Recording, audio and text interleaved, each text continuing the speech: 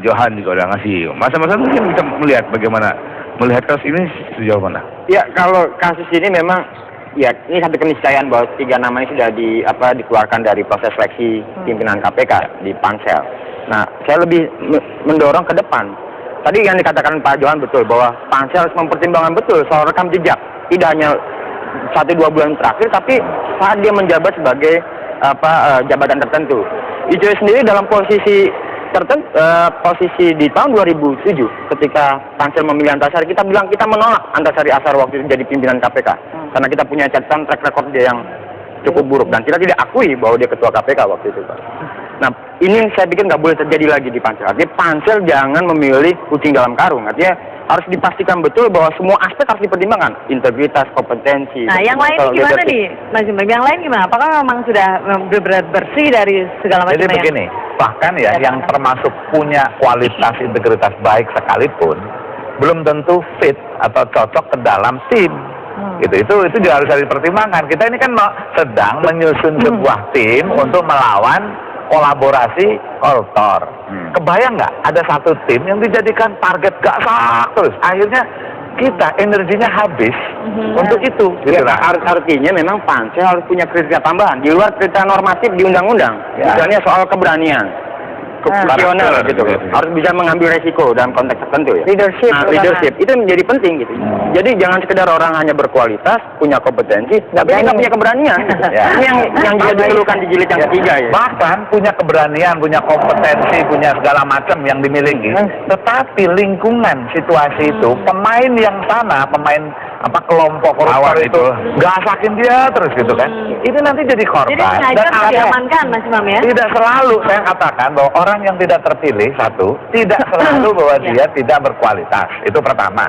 Kedua, orang yang terpilih ini harapan kita bisa menjadi sebuah komposisi tim yang lebih baik di dalam menghadapi situasi ke depan. Karena ini jelas sekali serangannya itu. Mbak Yani punya ini nggak? Punya kriteria lain nggak? Karena saya pikir gini, kalau saya milih tim gitu, karena tim saya akan mencari orang yang salah satu pertimbangannya adalah orang yang punya pengalaman cukup matang di hal tersebut kan begitu. Dalam hal ini 3 orang ini kan sudah pernah berada di KPK, sudah bekerja di KPK kan gitu. Mungkin saya jadi mikirnya ini kan harusnya jadi pertimbangan tertentu. Tapi kalau Mbak Yeni sendiri ada nggak pertimbangan lain yang harusnya dipertimbangkan? Dengan segala kriteria yang sudah disebutkan tadi, tapi ada satu hal yang mungkin perlu juga diingat bahwa oke, mereka lama di KPK, bukan berarti mereka bersih kan? Kita juga perjalanannya. Dan kemudian begini, saya juga setuju bahwa dan mengerti bahwa jangan sampai nanti kalau koruptor menyerang orang-orang KPK, langsung KPK-nya juga akan bermasalah. Apalagi menutup KPK, membuarkan KPK itu sudah tidak masuk dalam pikiran saya sama sekali ya. Ini kan masalah orang. Tapi begini, sekarang ini keadaannya memang disebutkan nama-nama ini. Secara pidana itu seharusnya itu yang menyebutkan, yang dipanggil ke sini maupun di Metro itu mestinya panggil, diperiksa, ya disesuaikan dengan apa yang dikatakan Nazarudin. Karena bagi saya riskan sekali meloloskan 3 nama ini sementara kasus ini nggak jalan ke depannya atau sebelumnya. Yang bermasalah adalah KPK sendiri selama ini kan lambat sekali. Ini sebenarnya gara-gara KPK sendiri. KPK-nya kan terlalu lambat. Coba kalau cepat-cepat waktu itu Nazarudin ditangkap dengan memberdayakan semua potensi yang ada, Interpol dan lain sebagainya, red notice bawa ke sana, itu mudah. Tapi kan berbelit-belit bahwa sekarang misalnya sudah diketahui tetapi palsu, udah tahu palsu berarti kan semakin tahu dong ya.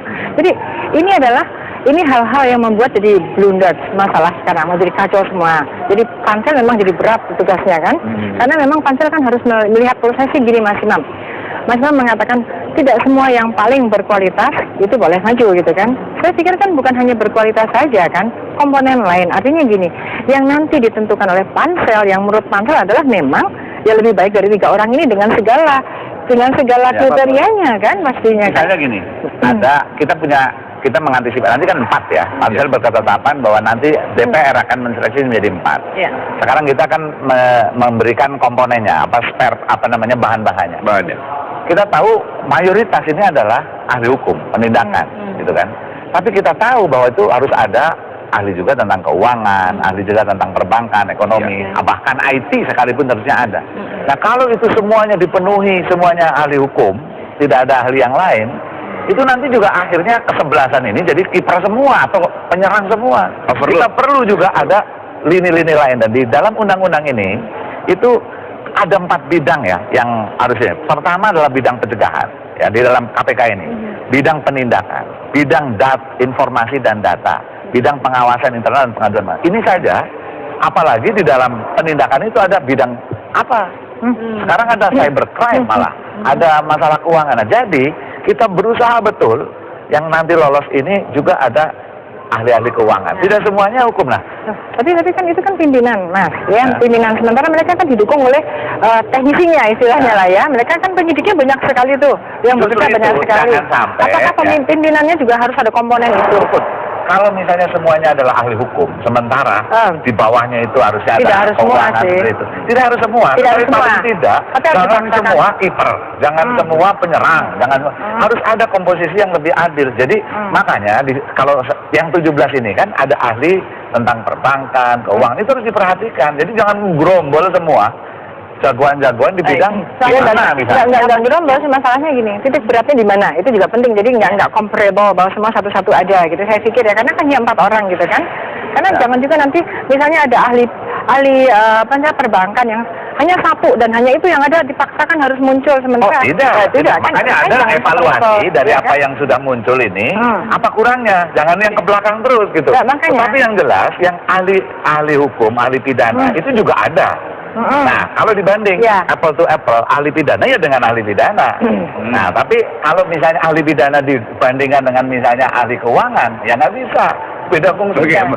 Oke, Mas, ini menarik. Kalau lihat kriteria yang harus terjadi, kebutuhannya sebenarnya apa sih kalau Anda lihat? Nah, yang harus sebenarnya yang pertama harus dilakukan oleh Pansel adalah melakukan pemetaan kebutuhan KPK berdasarkan undang-undang sama apa yang terjadi 4-5 tahun ke belakang gitu. Artinya nanti akan petakan dong, misalnya KPK butuh misalnya ahli pencucian uang, ahli manajemen misalnya, ahli yang lain-lain, yang itu sudah ditentukan oleh Pansel sendiri. Nah, dari proses pemetaan ini akan mengerucut nih, sebenarnya penempatannya siapa nih? Untuk ahli penindakan, pencegahan siapa? Kalau menurut ICW apa yang paling dibutuhkan? Kalau posisi sekarang kan memang KPK harus didorong soal isi penindakan, pencegahan gitu, sama misalnya aspek yang lain soal bagaimana juga menjaga manajemen organisasinya nggak boleh dilupakan. Jangan sampai berantakan juga gitu KPK ke depan. Pak Anda melihat KPK sekarang sebenarnya sedang cukup fragile dalamnya. Sampai saat ini sih dalam posisi yang sepertinya aman gitu. Nah, ini yang harus dijaga betul. Kita harus memahami bahwa pimpinan KPK ke depan, masa depan KPK itu ditentukan oleh Pansel saat ini. Nah, kalau dia memilih orang yang keliru, saya pikir ini akan mempengaruhi 5 tahun ke depan. Untuk memilih orang yang tepat begitu apa? Jadi kita akan memilih 8. Iya. Tetapi harus diingat, dari 8 nanti 4 akan dipangkas oleh DPR. Ya. Nah, oleh karena itu yang harus kita betul-betul lihat, pertama dari ke-8 ini nanti memenuhi standar minimal. Syukur-syukur dia punya masing-masing kemampuan yang luar biasa. Tapi jangan lupa, juga kita harus melihat orang. Ada ya di dalam Pansel ini, saya buka satu aja. Ada orang hebat luar biasa. Tetapi ada indikasi orang ini one man show. Tidak bisa bekerja sama. Nah, ini juga harus jadi pertimbangan. Jadi pertimbangan gitu. Nah, apalagi terus orang ini misalnya dijadikan target penggasakan terus.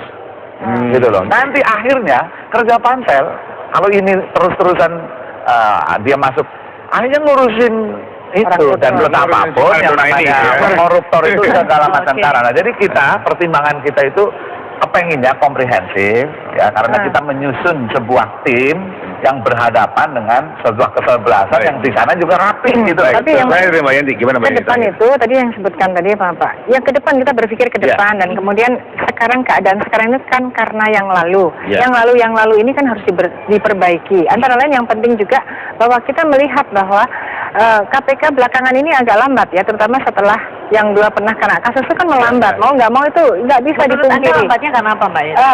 Karena digasak tadi, betul. Iya, dan lagi apalagi kan dideponirkan itu kan itu juga menjadi catatan gitu ya. Dan tahu nggak apa? Biaya penggasakan itu cukup besar. Nah, oleh karena itu daripada ini orang-orang yang terbaik ini terus-terusan jadi target. Tapi untuk mengganti orang terbaik ini harus yang lebih baik dari orang ini lagi. Itu penting juga.